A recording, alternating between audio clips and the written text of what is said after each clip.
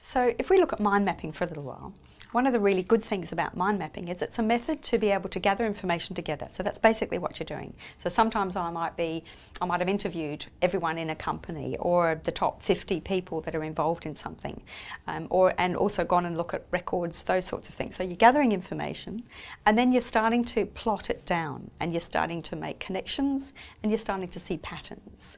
And you can also see what's missing. It's interesting. Once you know how to map, you also know what looks wrong. So it's a very concise method of getting information together and of seeing trends and patterns. One of the things that's interesting after mind mapping, and I do tend to come back, what you can do is you can get your major mind map down, and then you take a piece of that mind map and you can mind map that.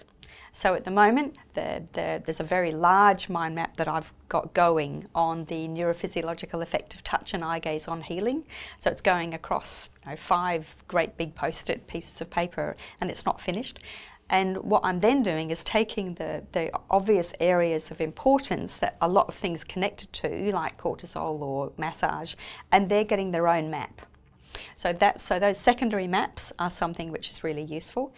Another thing that some companies do is what's called whiteboarding. So they'll take maybe that circle, one of those things, and they'll put it in a whiteboard, on a whiteboard, with some pens, in an area that's safe enough but open for other people, and they'll leave it for a week. And then they'll bring it back and they'll have a look at what people have put on there.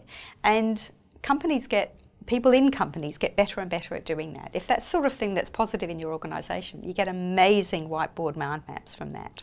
And it's still better than putting it online, because it's a different thing. Again, you're using your hand, you're using the motor neuron system by physically doing it, and you are doing it when people are ready. When they go past, it often sparks an idea and they just put it down and keep going.